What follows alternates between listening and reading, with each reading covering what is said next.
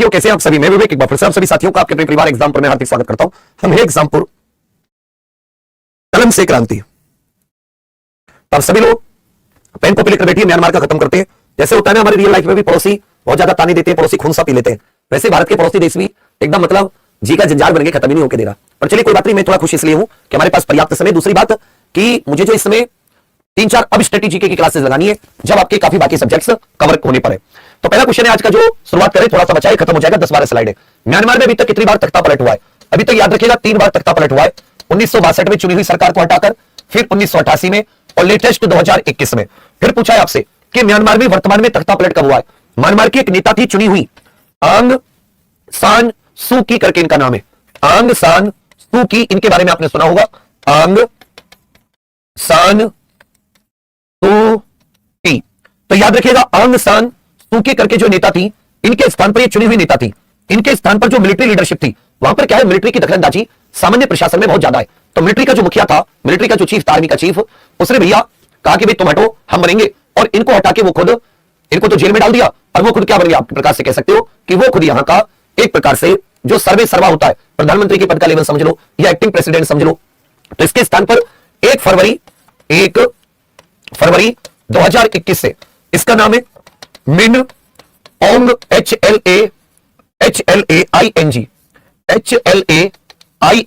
मिन ओंग HLAING करके इसका नाम है। यह व्यक्ति याद रखिएगा यहां का एक प्रकार से आप ये कह सकते हैं तख्ता पलट का मुखिया बन गया। यह वर्तमान वहां का मुखिया है, या वर्तमान वहां का जो पूरे प्रशासन का हेड है, वो आप वर्तमान हेड कह सकते हो, देश का इसको प्रेजेंटली प्रमुख कह सकते हो। तो अभी तक कुल 3 बार तख्ता पलट हुआ है, 1962 में, 1988, 2021 में। आंग सान सू की 1 फरवरी 2021 से, यह साथ याद रखिएगा, इनको हटाकर, आंग सान सू की को हटाकर, ये बहुत ही प्रसिद्ध पर्सनालिटी है, इनके स्थान पर 1 फरवरी 2021 से यह वर्तमान तख्ता पलट हुआ है। आंग सान सू की को पहले बहुत साल तक एक प्रकार से आप नजरबंदी भी कह सकते हो कि इनको काफी समय तक नजरबंदी भी रखा गया है। मतलब इन्होंने काफी लोकतंत्र की लड़ाई लड़ी है वहां पर, और इनके ऊपर जो म्यांमार के रोहिंग्या हैं उन पर जुल्म करने के आरोप आदि भी लगे हैं। इनको शांति का नोबेल पुरस्कार इत्यादि भी मिल चुका है। आपको सुनकर थोड़ी सी हैरानी होगी, इन्होंने अपने जो दिल्ली विश्वविद्यालय है, अपने दिल्ली विश्वविद्यालय से इन्होंने बीए की डिग्री हासिल की, मतलब ये दिल्ली विश्वविद्यालय से भी पढ़ी है। फ्रीडम फ्रॉम फियर करके इनकी बहुत ही एक प्रसिद्ध किताब है, फ्रीडम फ्रॉम फियर करके इनके आप ये कह सकते हैं एक बहुत ही प्रसिद्ध किताब है, freedom from fear, freedom from fear. तो इनको आप लिख लीजिएगा, इनकी किताब है फ्रीडम फ्रॉम फियर, इनके द्वारा लिखी गई एक बुक है फ्रीडम फ्रॉम फियर, डर से आजादी, फ्रीडम फ्रॉम फियर करके अंग्रेजी में लिखी इनकी किताब है। इनको 1991 का शांति का नोबेल प्राइज भी मिल चुका है, शांति का नोबेल प्राइज भी मिल चुका है। किसकी बात कर रहे हैं कि भाई शांति का नोबेल किसको मिल चुका है? तो ध्यान दीजिएगा, शांति का नोबेल आंग सान सू की को मिल चुका है, शांति का नोबेल आंग सान सू की को मिल चुका है। आगे आ जाते हैं म्यांमार की संसद। देखिए, क्योंकि म्यांमार की जो भाषा है बर्मीज भाषा, उसके हिसाब से संसद का जो शब्द है वो जब आप उसे रोमन स्क्रिप्ट में, रोमन लिपि में लिखोगे तो वो अलग से दिखाई देगी। वैसे लोग इंग्लिश में पढ़ोगे तो इसको असेंबली ऑफ द यूनियन कहते हैं। इसको क्या कहते हैं? Assembly of the union. वैसे इसका नाम क्या हो जाता है? असेंबली ऑफ द यूनियन करके इसका नाम हो जाता है, असेंबली ऑफ द यूनियन। और वैसे इसको PYIDAUNGSU हलुट्टो करके इसका नाम हो जाता है, पी डोंगशु हलुट्टो। इसमें 2 सदन होते हैं, एक हो जाता है अमुथ्यो हलुट्टो, जिसको आप अपर हाउस कह सकते हैं, यहां का उच्च सदन कह सकते हैं, ठीक है भैया। और दूसरा हो जाता है पीथु हलुट्टो, जिसको यहां का लोकसभा जैसा लोअर हाउस या आप निम्न सदन कह सकते हैं। तो यहां में द्विसदनीय, यहां पर कैसा संसद है, आप ये कह सकते हैं यहां पर द्विसदनीय, मतलब यहां पे जैसे भारत में लोकसभा राज्यसभा जैसे 2 सदन है, वैसे म्यांमार में भी 2 सदन है। एक में 224 सीट है जो उच्च सदन है राज्यसभा जैसा, 168 तो चुनकर आते हैं, और 56 लोग ये मिलिट्री के द्वारा अपॉइंट किए जाते हैं, 56 लोग ये मिलिट्री के द्वारा। दूसरी तरफ जो इनका निम्न सदन है पीथु हलुट्टो, जिसको कह देते हैं, 440, जिसमें से 330 पर चुनाव होता है, और 110 जो है वो मिलिट्री के रिप्रेजेंटेटिव होते हैं। मतलब आपको पूरी दुनिया में यही देश ऐसा मिलेगा जिसकी संसद में मिलिट्री भी अपने व्यक्ति भेजती है, मिलिट्री भी अपने प्रतिनिधि भेजती है। तो यहाँ की जो संसद है उसका नाम है assembly of the union. Amyotha Hluttaw 224 seat, Pyithu Hluttaw 440 seat, इसका नाम क्या हो जाता है? Assembly of the union. पूछेगा कि भाई म्यांमार की जो संसद है, म्यांमार का जो पार्लियामेंट है वो कैसा है, 1 सदनीय है या ये 2 सदनीय है? तो आप क्या कहोगे कि सर म्यांमार का पार्लियामेंट ये 2 सदनीय है। म्यांमार के कार्यवाहक राष्ट्रपति, तो याद रखिएगा इन्होंने ही तख्ता पलट किया था 1 फरवरी 2021 को, जो तख्ता पलट हुआ 1 फरवरी 2021 को, जो कूप हुई, कूप का मतलब होता है आप चुने हुए शासन को हटाकर सैन्य शासन आ जाना, तो वो मिन औंग हलांग के नेतृत्व में हुई। पूछेगा म्यांमार का वर्तमान संविधान कब आया था? 29 मई 2008। कुछ याद आया आपको? याद होगा 28 मई 2008 को नेपाल गणराज्य बना था। संविधान तो इनका सितंबर 2015 में आया नेपाल का, लेकिन गणराज्य 28 मई 2008। तो 2008 में न केवल आपके लिए नेपाल इंपॉर्टेंट है, 28 मई 29 मई 2008 को जो अपना म्यांमार है इनका भी संविधान लागू हुआ, और 2008 में आपको एक और चीज देखने के लिए मिलेगी कि जो अपना भूटान है ना, इसमें 18 जुलाई को 2008 में भूटान का संविधान भी लागू हुआ है। तो भूटान का संविधान 18 जुलाई 2008 को, जबकि इनका 29 मई 2008 को। तो पड़ोसी देशों के संविधान से इस तरह के क्वेश्चन बनते हैं। तो इनका वर्तमान संविधान कब आया? आप कहोगे सर 29 मई 2008 को। म्यांमार के कार्यवाहक राष्ट्रपति मिन ऑंग हलांग एक्टिंग प्रेसिडेंट, ये प्रमुख भी है। म्यांमार की प्रमुख पर्वत श्रृंखलाएं पूछ लेगा तो यहां पर एक अराकान यूमा पर्वत है, जिसको अराकान पर्वत भी कह देते। ये अराकान यूमा पर्वत भी इसको कह दिया जाता है। अराकान यूमा ये भारत का जो उत्तर पूर्व का अरुणाचल प्रदेश, नागालैंड, मणिपुर और मिजोरम है उसमें, और जो म्यांमार उसके बीच में सीमा बनाता है। और इसका जो विस्तार है ये अंडमान सागर तक है। जो अंडमान द्वीप है, अंडमान निकोबार द्वीप है ना, वो इस अराकान यूमा का ही ऊपरी वाला हिस्सा है जो समुद्र में डूबा हुआ है, समुद्र में डूबा हुआ है। बागो पर्वत तो वैसे बर्मा, बागो बर्मा ऐसे याद कर लेना। शान पहाड़ियां, करेन पहाड़ियां, तेना सेरिम हिल्स, काचिन हिल्स, दोना हिल्स, ये सारी की सारी याद रखेगा। दावना हिल्स भी कह देते। तो तेना सेरिम, दावना, काचिन, करेन, शान, बागो, अराकान, ये सारी की सारी माउंटेन रेंजेस कहां की है? ये सारी की सारी माउंटेन रेंजेस भारत के पड़ोसी देश म्यांमार की है। तो कैसे याद करोगे? अराकान यूमा पर्वत, बागो पहाड़ियां, शान पहाड़ियां, अराकान पहाड़ियां, बागो पहाड़ियां, अराकान, बागो, शान, अराकान, काचिन, तेना सेरिम, दोना पहाड़ियां, दावना पहाड़ियां भी कह देते। तो अराकान, बागो, शान, कारेन, काचिन, दावना, तेना सेरिम, करेन या कारेन, शान पहाड़ियां, बागो पहाड़ियां और साथ ही अराकान, ये यहां की प्रमुख पर्वत श्रृंखलाएं हो जाती है।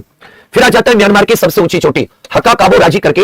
ये म्यांमार की सबसे ऊंची चोटी होती है 5881 मीटर। हका काबो राजी करके जो है ये म्यांमार की सबसे ऊंची चोटी है 5881। म्यांमार की सबसे लंबी नदी से क्वेश्चन पूछा जा चुका है कि लॉन्गेस्ट रिवर ऑफ म्यांमार, ये इरावदी नदी है, जिसको इरावती भी कह देते हैं। ये 2170 अंडमान सागर में अपना पानी लेकर जाती है। तो इसका मुहाना कहां पर है इरावदी नदी का? मुहाना ये जो साथी अंडमान सागर है, अंडमान सागर, तो हिंद महासागर का जो अंडमान सागर वाला हिस्सा है उस पर ये अपना पानी लेकर जाती है, मुहाना है। तो म्यांमार की सबसे लंबी नदी इरावदी, म्यांमार की सबसे ऊंची चोटी हका काबो राजी। इसके अलावा यहां पर एक और नदी है मेकोंग नदी चीन से निकलती है। चीन, म्यांमार, लाओस, कंबोडिया, थाईलैंड, इन सब से जाकर कंबोडिया के पास ये समुद्र में जाके मिल जाती है। स्तालवी नदी भी यहां की एक इंपॉर्टेंट नदी है। तो ध्यान दीजिएगा, म्यांमार की सबसे ऊंची चोटी हका काबो राजी पर्वत 5881 मीटर।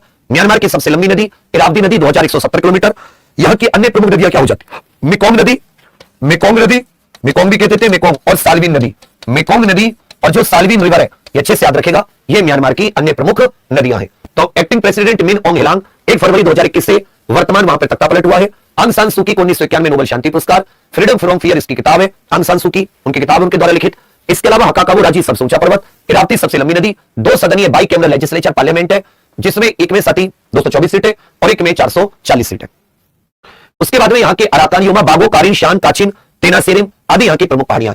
म्यांमार के 7 तो राज्य हैं। यहां पर कितने राज्य हैं? 7, और 7 ही यहां पर क्षेत्र है। तो इसमें जैसे हमारे यहां पे तो जैसे राज्य और यूनियन टेरिटरी होती है ना, तो यहां भी इसी प्रकार से बांट रखा है। 7 तो स्टेट है और 7 जो यहां पर एक प्रकार से समुदाय के लोग नहीं होते, जैसे रोहिंग्या समुदाय है, ऐसे वहां पर अलग अलग समुदाय हैं। तो उन समुदायों के नाम से क्षेत्र बना दिए, जैसे काचिन, शान, कारेन, इस प्रकार से रोहिंग्या, इस प्रकार से वहां पर आपको अलग अलग जनजाति इत्यादि के नाम पर उनके क्षेत्र है। जबकि 7 क्या है? राज्य। 7 क्या हो जाते हैं? राज्य। पूछेगा म्यांमार के विश्व विरासत स्थल, म्यांमार के विश्व विरासत स्थल। तो विश्व विरासत स्थल में यहां पर साथी एक प्यू एंशिएंट सिटी, ये जो प्यू नाम से प्राचीन शहर है, ये कुछ यहां पर प्राचीन शहर है जिनको मान्यता दी गई है, जिसमें से एक शहर हो जाता है बेकथानो। ये नाम आपको, क्योंकि म्यांमार भाषा में तो वैसे आपको समझना पड़ेगा। बेकथानो एक शहर हो जाता है, हेनलिन एक शहर हो जाता है, और एक श्री क्षेत्र जिसको बौगी पगोड़ा भी कह देते हैं। यहां पे साथी बावगी पगोड़ा नामक एक बौद्ध पगोड़ा पाया जाता है, बुद्ध टेंपल। याद रखिएगा एक और बात कि जो म्यांमार है, म्यांमार को लैंड ऑफ पगोड़ा भी कहा जाता है, म्यांमार को पगोड़ा की भूमि भी कहा जाता है। कहोगे सर पगोड़ा क्या है? तो यहां जो बुद्ध स्तूप होते हैं, बुद्ध मंदिर जो होते हैं, उनको पगोड़ा कहा जाता है। तो लैंड ऑफ पेगोडास भी कहा जाता है, लैंड ऑफ पेगोडास भी कहा जाता है। अच्छे से याद रखिएगा, म्यांमार को लैंड ऑफ पेगोड़ा या पगोड़ा की भूमि भी कहा जाता है। अब पगोड़ा क्या होते हैं? तब कहोगे सर बुद्ध मंदिर होते हैं। पगोड़ा होते क्या है? तब कहोगे जो बुद्धिस्ट टेंपल है। तो यहां पर सर्वाधिक जो प्रचलित धर्म है वो बौद्ध धर्म है। तो हेनलिन, बेकथानो, थानो हेनलिन ऐसे याद कर लेना, है थाने में ऐसे करके, और श्री क्षेत्र यहां पर एक बहुत ही फेमस बुद्ध मंदिर पाया जाता है, जिसको बोबोगी पगोड़ा भी कहा जाता है, जिसको बोबोगी पगोड़ा भी कहा जाता है। इसके अलावा बागान, यहां का सबसे जो प्राचीन साम्राज्य है, जिसने पूरे म्यांमार का एकीकरण किया, पूरे म्यांमार को यूनिफाई किया, तो यहां का एक प्राचीन राज्य है बागान। बागान साम्राज्य की राजधानी थी। ये जो बागान शहर है, इसको 1000 पगोड़ा की भूमि भी कह देते हैं। पूरे म्यांमार को तो केवल पगोड़ा की भूमि कहा जाता है, लेकिन ये जो बागान शहर है, इसको याद रखिएगा लैंड ऑफ 1000 पगोड़ा भी कह देते हैं, लैंड ऑफ 1000 पगोड़ा भी कह देते हैं। यहां पर एक धम्मा यांगी मंदिर भी है, यहां पर एक बुपाया पगोड़ा भी है, यहां पर एक आनंद मंदिर भी है। तो ये कुछ इंपॉर्टेंट जगह है बागान में, इसको हजार पगोड़ा की भूमि भी कह दिया जाता है। धम्म यांगी बॉब की पगोड़ा, ये तो सती श्री क्षेत्र प्राचीन शहर में पाया जाता है। जबकि हजोर पगोड़ा की भूमि किसको कहा जाता है? हजार पगोड़ा की भूमि, लैंड ऑफ 1000 पगोड़ा। तो कहोगे सर ये बागन को कहा जाता है। पूछेगा धम्म यांगी मंदिर कहां पर है? तो कहोगे सर धम्म यांगी मंदिर ये बागन में है। बुपाया पगोड़ा कहां पर स्थित है? तो कहोगे सर बुपाया पगोड़ा ये कहां पर स्थित है? तो बुपाया पगोड़ा ये बागन शहर में स्थित है। आनंद मंदिर, दिल बाग बाग हो गया, आनंद आ गया, वैसे याद कर लीजिएगा, दिल बाग बाग हो गया, आनंद आ गया। वो पाया, बाग में क्या पाया? धम्म धम्म, बाग में धम्म धम्म, ऐसा याद कर लेना। चलिए भैया आगे चाहते हैं तीसरा, और कुछ पर्यटक स्थल है, जैसे यहां एक यंगून में सिग्गुटारा पहाड़ी है, जो यहां की पुरानी राजधानी थी 2005 से पहले, जिसको पुराना नाम रंगून कहते थे, फिर यंगून पड़ा, 2005 से नेपिटो राजधानी है। तो यहां पर एक साथ गोल्डन पगोड़ा पाया जाता है। कौन सा? इसको गोल्डन पगोड़ा भी कह देते हैं, और इसको केवल श्वेडगोन पगोड़ा भी कहा जाता है। श्वेडगोन पगोड़ा अच्छे से याद रखिएगा, एक श्वेडगोन पगोड़ा बहुत ही प्रसिद्ध, सोने जैसा चमकता हुआ, उसके ऊपर आप ऐसा कह सकते हैं कि सोने की कारीगरी है, सोने को मरवा देते हैं ना जैसे।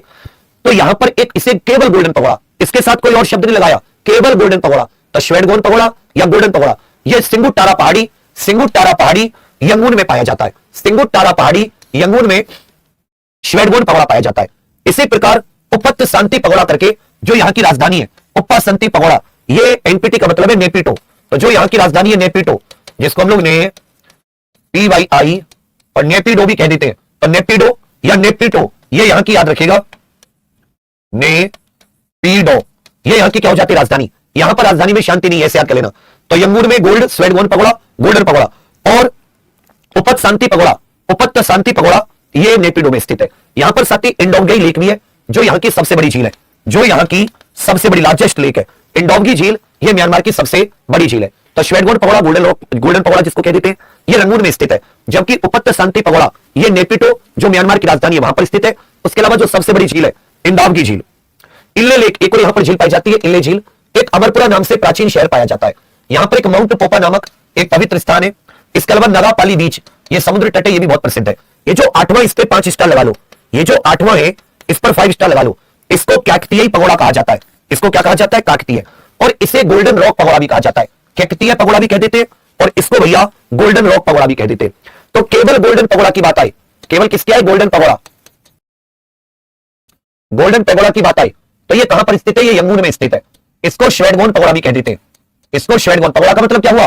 पगोड़ा का मतलब क्या हुआ? बुद्ध मंदिर। और अगर इसके साथ गोल्डन रॉक जोड़ दे, क्या जोड़ दे? गोल्डन रॉक, स्वर्णिम चट्टान, रॉक लगा दे, तो ये काकतीय पगोड़ा करके जो हो जाता है, काकतीय पगोड़ा करके जो हो जाता है। और ये याद रखिएगा, ये सती काकतीय पगोड़ा। तो गोल्डन पगोड़ा यंगून में श्वेडगोन पगोड़ा भी कह देते हैं। उपत शांति पगोड़ा नेपिडो में।